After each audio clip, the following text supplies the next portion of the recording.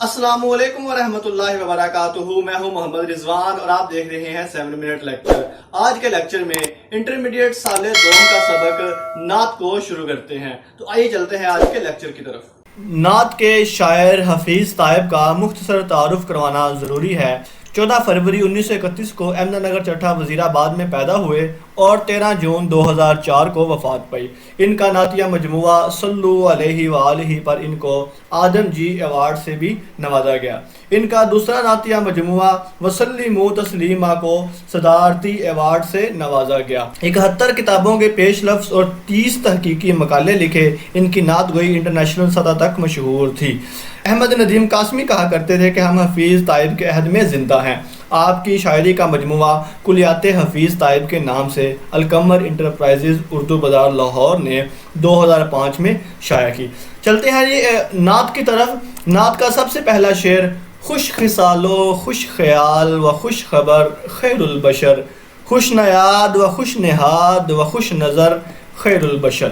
مشکل الفاظ کے معنی دیکھتے ہیں. خوش خصال کا مطلب ہوتا ہے اچھی عادت والا، خوش نیاد اعلیٰ خاندان والا، خوش نہاد نیک فطرت والے، خوش نظر اچھی نظر والے، خوش خبر اچھی خبریں سنانے والے. نبی صلی اللہ علیہ وآلہ وسلم کی عادات عمدہ اور خیالات اعلیٰ ہیں. آپ بہترین انسان ہیں. آپ کا خاندان اعلیٰ ہے. اس میں کسی کو بھی کسی قسم کا شک نہیں ہے کہ نبی صلی اللہ علیہ وآلہ وسلم اس دنیا کے بہترین انسان ہیں. ان جیسا انسان نہ تو کبھی آیا ہے اور نہ قیامت تک آ سکتا ہے. ان کی عادتیں بہترین تھیں. ان کا خاندان قریشی خاندان عرب کے بہترین اور اعلیٰ خاندانوں میں سے تھا. آپ نیک فطرت تھے اور اچھی نظر والے انسان تھے.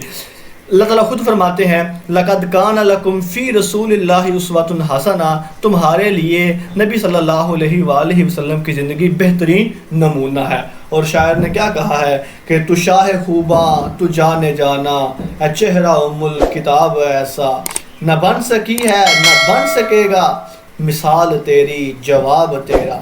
نبی صلی اللہ علیہ وآلہ وسلم جیسا کوئی شخص نہ تو دنیا میں کبھی آیا ہے اور نہ ہی کبھی اس جیسا کوئی شخص آ سکتا ہے. چلتے ہیں جی دوسرے شعر کی طرف.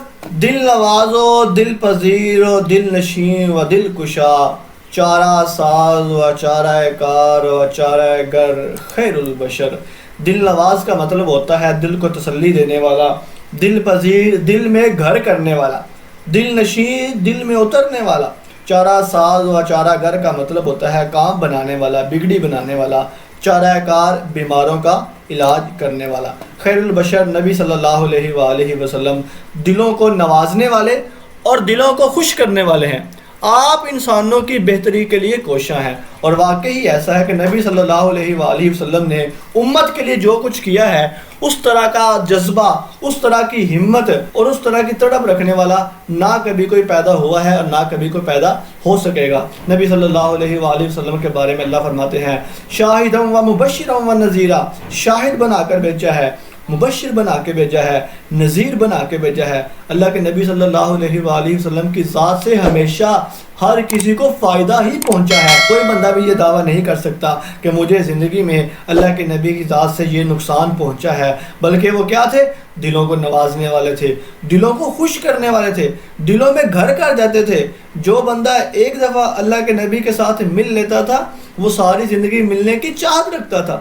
اللہ کے نبی کو جو دیکھ لیتا ہے ایک دفعہ، اس سے زیادہ خوبصورت چہرہ وہ کبھی دیکھ ہی نہیں تھا سکتا دنیا میں. ایک دفعہ اللہ کے نبی کے ساتھ جو گفتگو کر لیتا، اللہ کے نبی صلی اللہ علیہ وسلم کے دلوں میں اتر جاتے تھے. تو یہ اللہ کے نبی صلی اللہ علیہ وآلہ وسلم کی خصوصیات ہیں. اللہ قرآن مجید میں فرماتے ہیں وَرَفَعْنَا لَكَ ذِكْرَكَ، اور ہم نے آپ کے ذکر کو بلند کر دیا.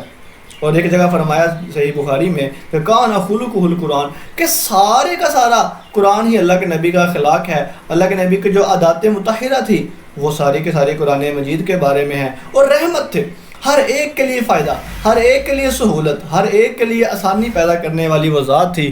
کہ وہ شاعر نے کیا خوب کہا ہے کہ وہ نبیوں میں رحمت لقب پانے والا، مراد غریبوں کی بھر لانے والا. تیسرے شعر کی طرف چلتے ہیں جی. سر بسر مہر و مروت، سر بسر صدق و صفا، سر بسر لطف و عنایت، سر بسر خیر البشر۔ سر بسر کا مطلب ہے سارے کا سارا، مکمل۔ مہر و مروت کا مطلب ہے محبت اور خلوص، لطف و عنایت، مہربانی اور کرم، صدق و صفا، سچائی۔ آپ محبت و شفقت، سچائی و پاکیزگی اور لطف و مہربانی کے حامل دنیا کے بہترین انسان تھے۔ نبی صلی اللہ علیہ وآلہ وسلم نے ساری زندگی کبھی جھوٹ نہیں بولا، اور آپ کی صداقت کا یہ حال تھا کہ عرب کے وہ لوگ جو آپ کے دشمن تھے وہ بھی آپ کو صادق اور امین کہتے تھے۔ نبی صلی اللہ علیہ وسلم کی ساری شخصیت محبت اور خلوص سے بری ہوئی ہے، لوگوں کا درد محسوس کرتے ہیں، لوگوں کی فکر کرتے ہیں۔ اللہ کے نبی نے فرمایا کہ مومنو، تم بھاگ بھاگ کر جہنم کی طرف جاتے ہو، میں تم کو پیچھے سے کھینچ کھینچ کر جنت کی طرف لے کر آتا ہوں۔ یہ اللہ کے نبی کا خلوص ہے۔